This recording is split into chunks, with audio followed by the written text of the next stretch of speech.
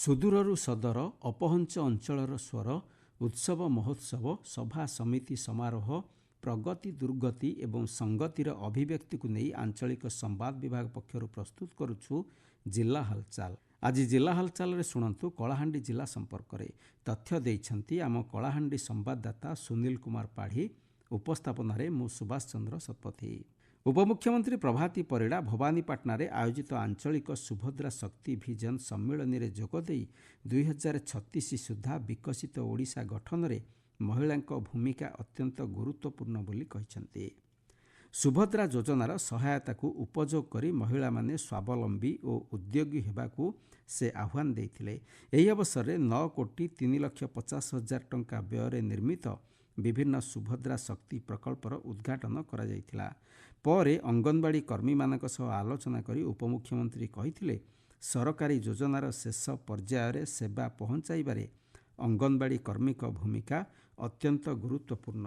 Mission ଶକ୍ତିରେ କାମ କରୁଥିବା ମହିଳାମାନେ ବା ଗାଁରେ ଥିବା ସ୍ୱୟଂ ସହାୟିକା ଗୋଷ୍ଠୀର ଭଉଣୀମାନେ ସେତେବେଳେ ଆମ ଲକ୍ଷ୍ୟ ହିସାବରେ ପ୍ରତି ଘରେ ଘରେ ଲକ୍ଷପତି ହେବା କଥା, ପ୍ରତି ପଞ୍ଚାୟତରେ ୱାନ୍ ପଞ୍ଚାୟତ ୱାନ୍ ପ୍ରଡ଼କ୍ଟ ହେବା କଥା ଏବଂ ପ୍ରତି ପଞ୍ଚାୟତରେ ଜଣେ MSME ବା ଉଦ୍ୟୋଗପତି ବାହାରିବା କଥା।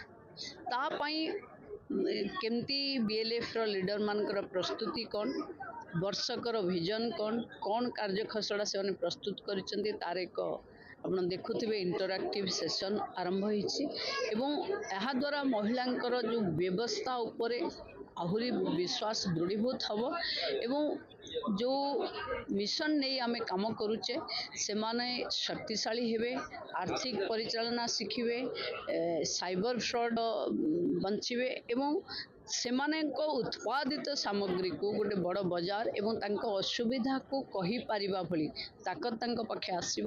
ମୁଁ ଭାବୁଛି ସୁଭଦ୍ରା ଶକ୍ତି ଭିଜନ ସମ୍ମିଳନୀରେ ମହିଳାମାନଙ୍କର ଯେଉଁ ଭିଜନ କି ମୁଁ 2036 ବେଳକୁ କେମିତି ଥିବି, ଇଏ ତାଙ୍କ ପାଇଁ ଗୋଟେ ପ୍ରେରଣା ଯୋଗାଇବ ଏବଂ ମହିଳା ଶକ୍ତିଶାଳୀ ହେବେ। ଓମେନ୍ ଲେଡ୍ ଡେଭଲପମେଣ୍ଟ ଯେଉଁ ଆମେ ଆଶା ରଖୁଛୁ ଦେଶର ପ୍ରଧାନମନ୍ତ୍ରୀଙ୍କ ନେତୃତ୍ୱରେ ତାକୁ କରିବୁ।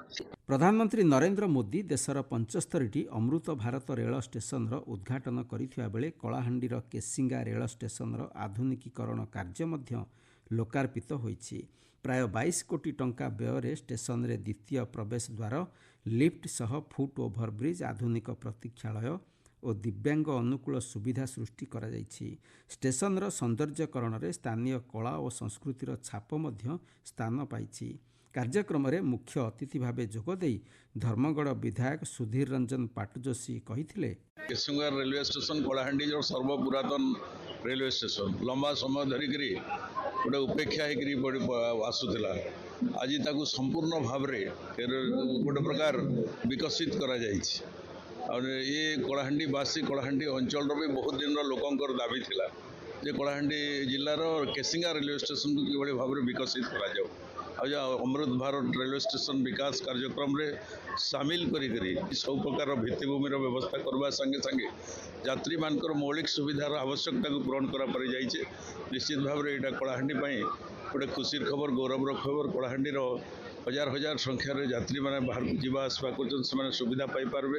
ଏ ସମ୍ପର୍କରେ ଜଣେ ଯାତ୍ରୀ ବିଜୟ ଶାହ କହିଛନ୍ତି, ଆମର ଗମନାଗମନ ଲାଗି ଆମେମାନେ ଯେନ୍ ଗରିବ ଦୁଃଖୀ ତଳ ସ୍ତରରେ ଅଛୁ ସେମାନଙ୍କର ବହୁତ ସୁବିଧା ହେବା। ଆଉ ବେଶୀ କରି ବ୍ୟବସାୟ ଭିତ୍ତିରେ ଯଦି ଆମେ ଦେଖମା ବୋଲେ ସେଟା ବି ଭାରତବର୍ଷରେ ଯେନ୍ ପ୍ରକାରେ ଥିଲା ତାର 10 ଗୁଣ ଆକାରେ ଆଗକେ ଆମର ବ୍ୟବସାୟ ଉନ୍ନତି ହେବା ବୋଲି ଆମେ ଅନୁମାନ କରୁଛୁ। আর যশস্বী প্রধানমন্ত্রীকে আজ কেসিঙ্গা স্টেশনকে আমার ভারত অমৃত স্টেশন উদ্ঘাটন করଥିବାରୁ ଆମେ ଅଶେଷ ଅଶେଷ ଧନ୍ୟବାଦ ଜ୍ଞାପନ କରୁଛୁ। ଭବାନୀପାଟଣାରେ ବିଜେପି ପକ୍ଷରୁ ଡକ୍ଟର ଶ୍ୟାମାପ୍ରସାଦ ମୁଖାର୍ଜୀଙ୍କ 125ତମ ସ୍ମୃତି ପକ୍ଷ ପାଳନ କରାଯାଇଛି। ଏହି ଅବସରରେ ତାଙ୍କର ଜାତୀୟତାବାଦୀ ଚିନ୍ତାଧାରା ଓ ରାଷ୍ଟ୍ର ଗଠନରେ ଅବଦାନକୁ ସ୍ମରଣ କରାଯାଇଥିଲା।